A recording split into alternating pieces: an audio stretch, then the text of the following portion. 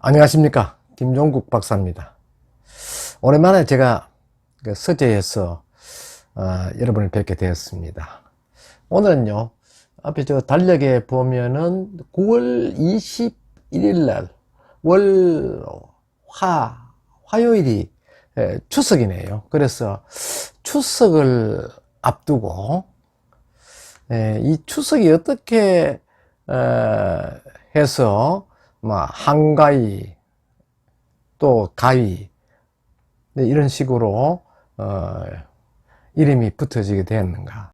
본래 이름은 가벼라고 하는데요, 이 추석의 어원과 또 배경을 중심으로 해서 한번 자료를 검색해 보고요, 이 추석은 삼국유사에는 그 내용이 전해지지 않고 있습니다. 그러나 삼국사기에 의하면은요, 신라 봉기 제1 유리양편, 다시 말해서 유리이사금조에 보면은 당시 육부를 인정한 상태에서 육부에서 두 부분을 나누어서 왕녀를 각각 이제 한 분류의 대표로 두고 해서 부녀자들을 두 분류로 나누었어요.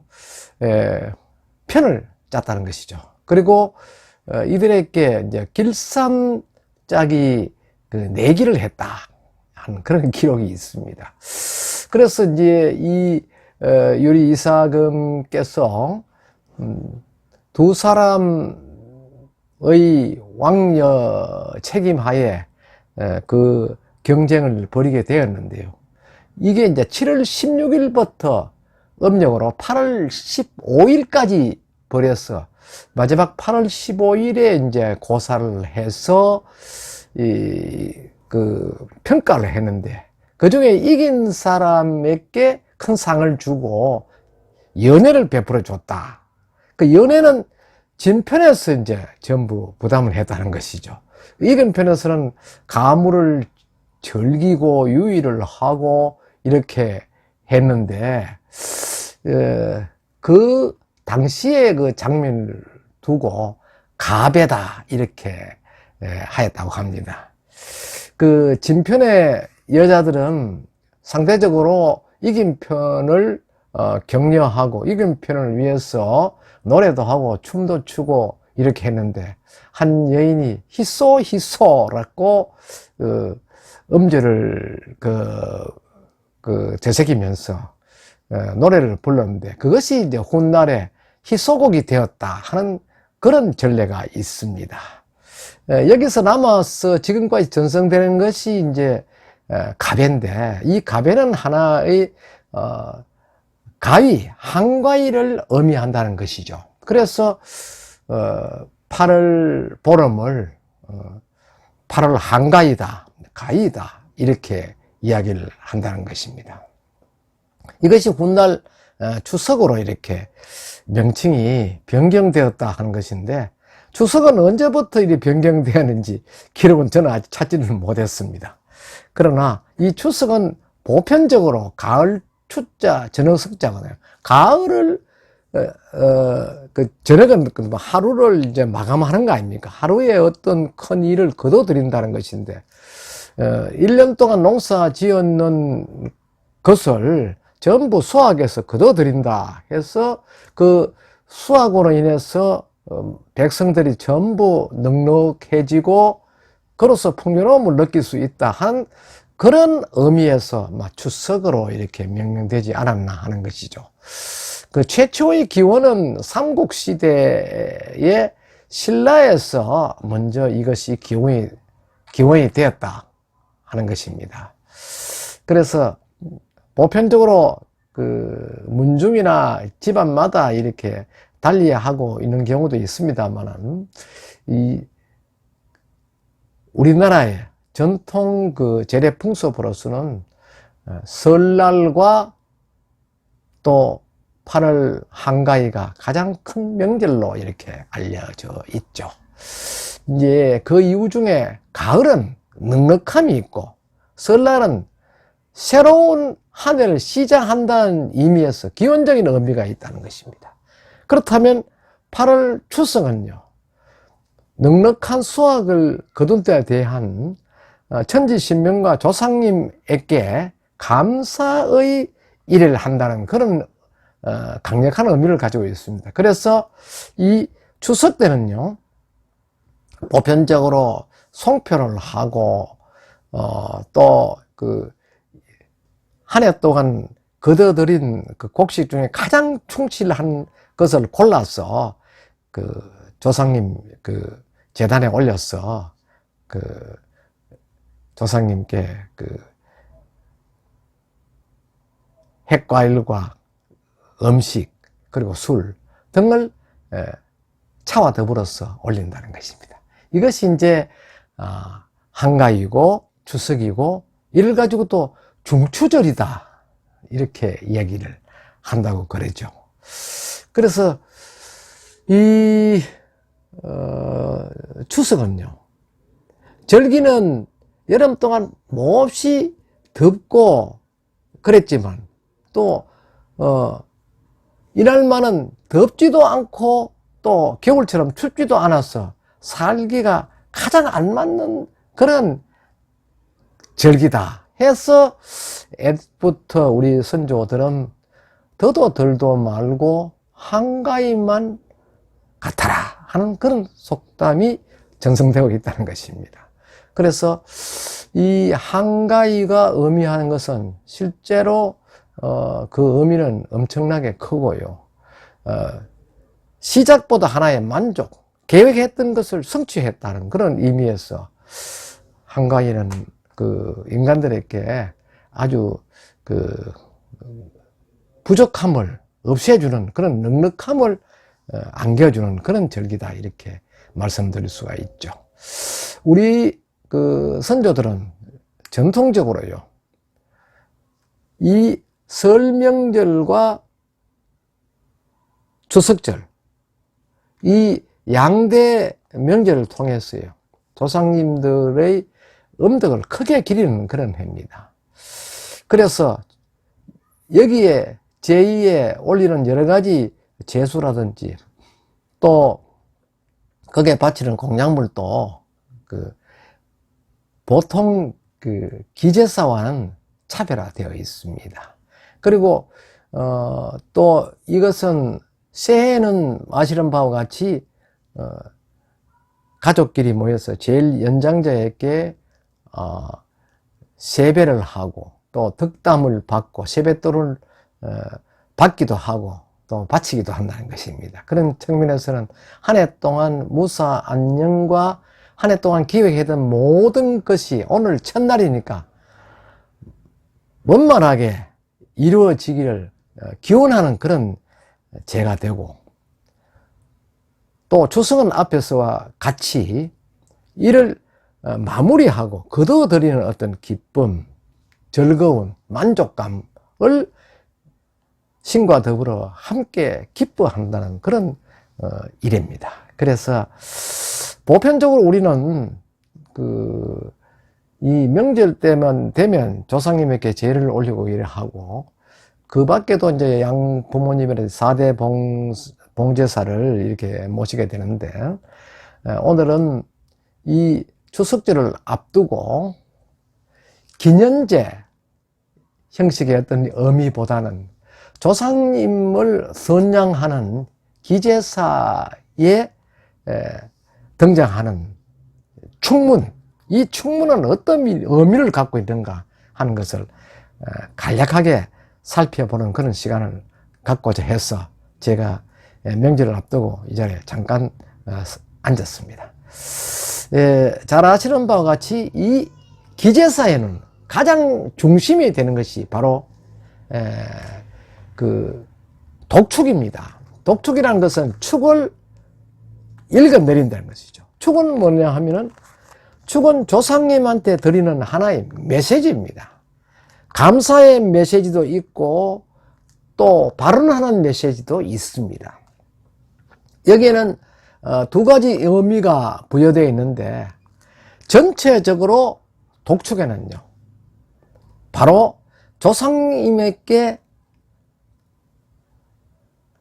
어떤 음덕을 기려주고 감사하는 그런 의미가 듬뿍 담겨져 있습니다. 그리고 조상님을 그리워하는 그러한 그 후손들의 마음이 넉넉하게 배어져 있죠.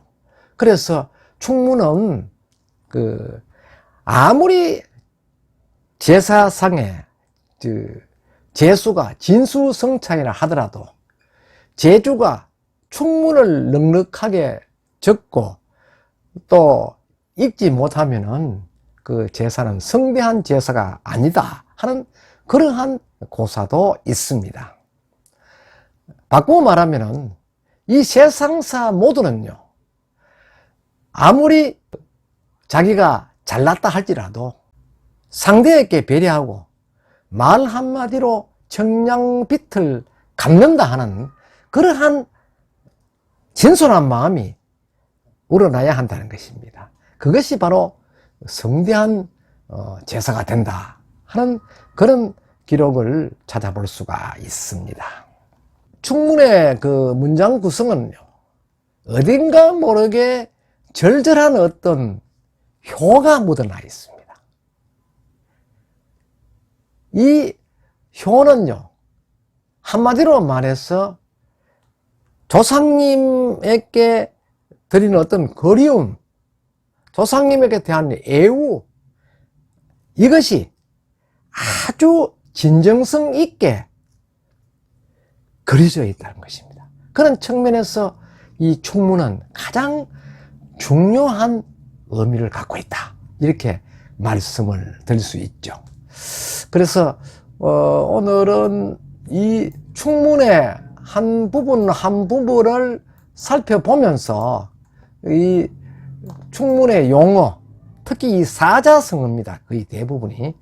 그래서 조상님에게 제일 먼저 이제 물론 유세차라는 그런 문장으로 이제 그 충문이 시작되죠. 유세차라는 것은 해가 바뀌어서 그 시작한다는 그런 어떤 그 발단부적인 그런 의미를 가지고 있습니다. 그래서 그 돌아가신 부모님의 그 돌아가신 해와 또 돌아가신 달의 첫 간지, 또 돌아가신 날의 간지, 날짜, 이런 것을 앞에 쓰고, 그 다음에는 제주가 정성을 다해서 고에 올린다, 밝은 마음으로 고에 밝혀 올린다 하는 뜻에서 효자 아무것이 감소고우라고 쓴다는 것이죠. 그러니까 이제 효자 아무것이 감소고우 하니까 효자 하니까 효를 한 자식이다, 또 사람이다, 이렇게 이해하기 쉬운데, 여기에서 효자란 것은 곧 제를 맡은 사람, 제주를 의미합니다. 근데 효자 자체를 제사를 모시는 사람, 효자다, 이렇게 이해를 하시면 가장 쉬울 것 같고요. 그 제주가 삼가 밝게 고한다 하는 것을 효자 아무것이 감소고우다, 이렇게 한다는 거죠. 여기서부터 조상님한테 모든 것을 낮추어서 최대한의 존경심을 표한다는 것입니다. 그래서 돌아가신 분을 또 지칭할 때도 현고, 현비를 써서 현고, 현비는 가장 높이는 말이다, 이렇게. 또 그 아버지일 경우는 부군이라고 또 높여서 씁니다. 그리고 제사날을 먼저 말씀을 드리는데, 몇 월 며칠이라는 말을 앞에 이제 발문해서 했는데, 돌아가신 신유에게 세서천력으로 조상님을 그리움한다는 그런 마음을 일구어서 세서천력이라는 글을 쓰고, 그 돌아가신 날을 상기하는 마음에서 기일을 휘일 부립니다. 휘는 돌아가신 분의 그 신의를 말합니다. 또 그 문장 자체가 상당한 그 어떤 애통함을 거기에 표현해 두었다는 것입니다. 그리고요, 그 그리움을 덧붙여서 추원감시라 해서 세월이 흐를수록 더욱더 조상님이 그립고 생각이 난다는 그런 의미를 강조해 주고 있습니다. 그래서 그 제주나 제사에 참여한 그 가족들은요, 추원감시다. 세월이 흐를수록 너무나 그 애절하게 그 부모님이 그립다, 조상님이 그립다 하는 그런 표현과 함께요, 호천만극이다.